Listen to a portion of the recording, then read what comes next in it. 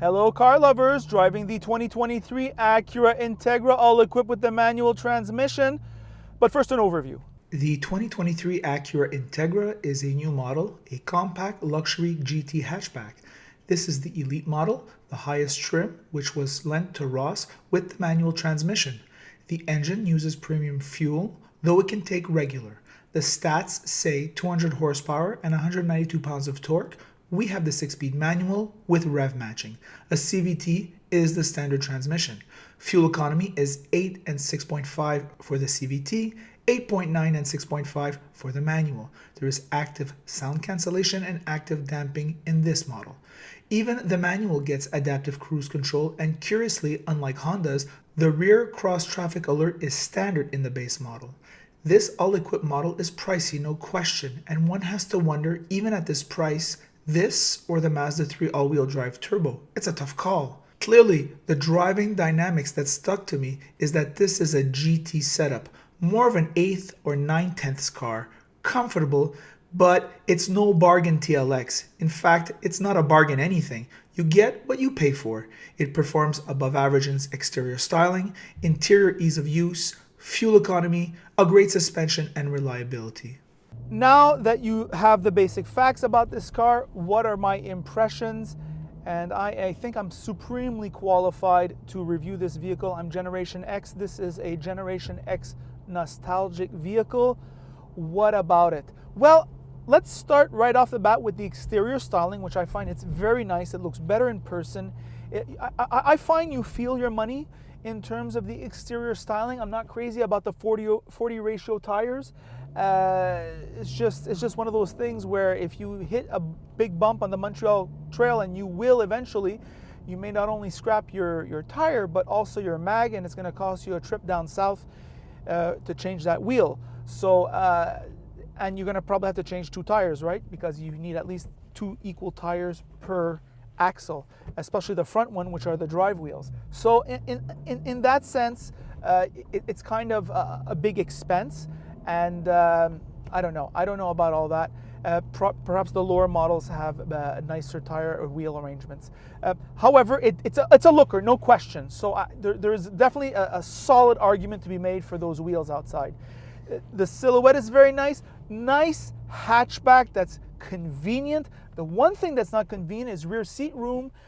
Everything is fine for the rear seat room except for the head. My head is bashing into the headliner when I'm sitting behind myself, and I'm only 5'9", and well, that's what I have to say about that rear seat. So if you're planning on doing long hauls with people sitting in back, forget it, and it kind of defeats the purpose. Usually Honda's a better packaging company than that.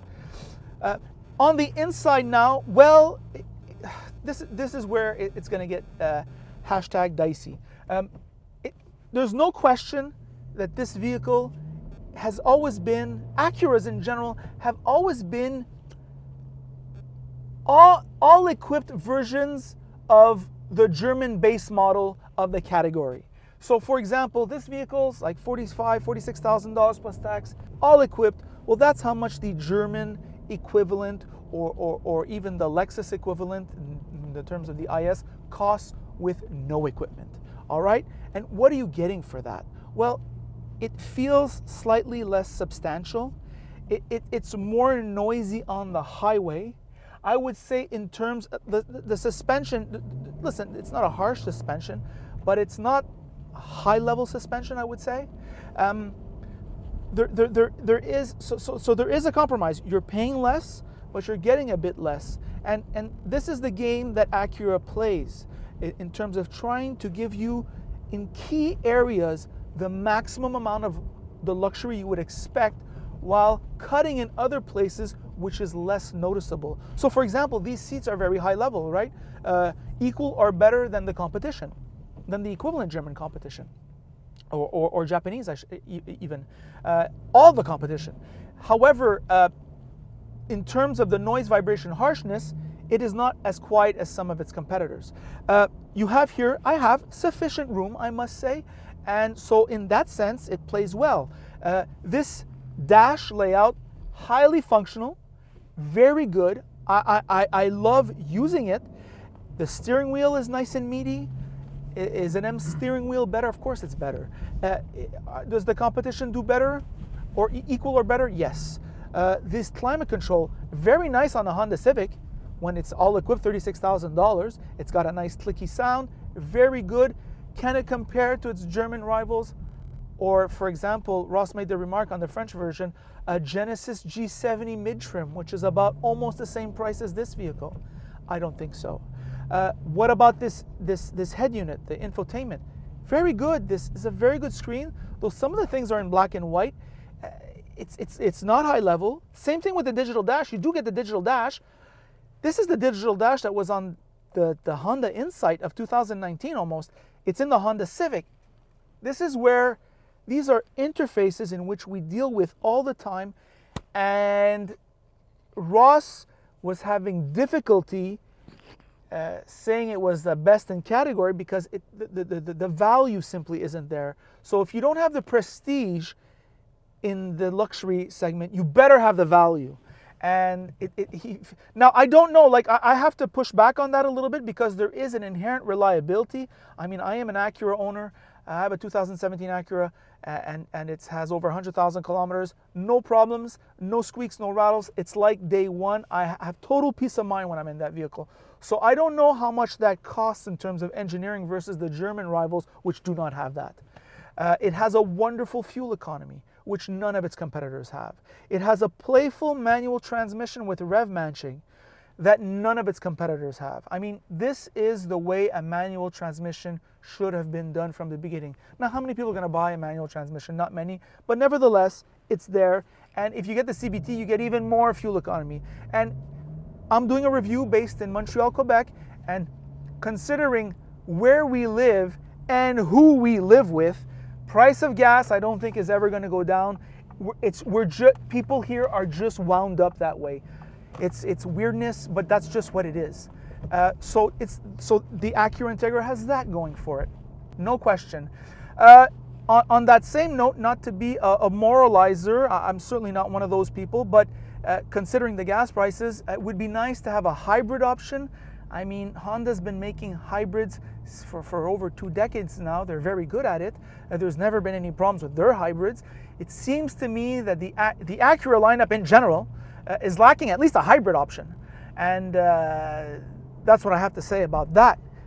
Great sound system, high level, right? So this is equal, if not better than its competitors, the competitors that cost a lot more. So you have here a mixed bag. It makes for an interesting shopping experience.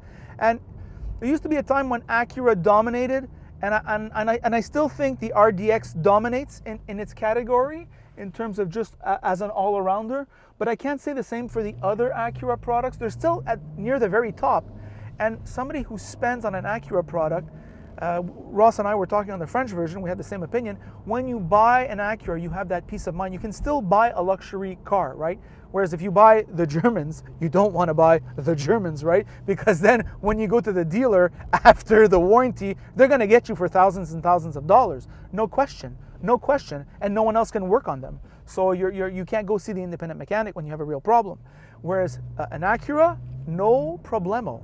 And that is, it makes for the premium ownership experience, right? And even people who buy luxury products, some of them still think about the personal finances. Don't forget that. However, for the lease, wow, that's a tough fight, because now you're thinking, how much am I paying per month? What am I getting?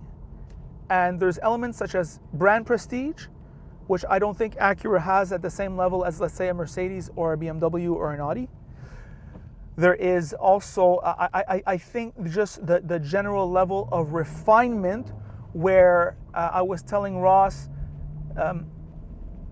this is priced closer to a TLX. However, it feels in overall closer to a all-equipped Honda Civic, right? And that's just what it is. You have to shop that for yourself. There is an inherent ease of use, though, and a familiarity, and that Honda easiness, which the Germans cannot compete with, which you feel inside this Acura. So interesting that Acura keeps all the qualities of Honda and adds all the qualities of Acura it doesn't subtract anything from that equation. That includes reliability, ease of use, the ease of repair too, the lack of having to be repaired. So I'm harping on because it really is an interesting car. It really doesn't have any direct competitors, I find, or not many. Ross said Lexus IS, that's true. Genesis G70, that's true. I could add the Honda Accord 2-liter turbo. I could add the Kia K5. All these are cars that are things you could cross-shop. And nowadays, people who are shopping these vehicles, especially Generation X, we're not just shopping an Acura, right? We're considering what is the opportunity cost, right? If I would get another type of vehicle with perhaps more comfort, I don't think this car is aimed for 20-year-olds. It's more of a luxury GT than a premium sports car like the Acura Integra was in our day. So kind of adapted for my generation, and it's certainly worthy of a test drive. And I think that's where you're going to make the decision. It's on the test drive. Does this sportiness, the suspension tuning, and the sound insulation, and the general size offset its inherent charm, the brand name, the look of it, the sporty feel? This is very sporty, done in a luxurious and tasteful way. I think that's how you're going to shop for this vehicle. And those are my thoughts. So, by the way, if you like this video, like it. If you don't like it, don't like it. And if you really like it, well then, of course, you should subscribe. And that is it.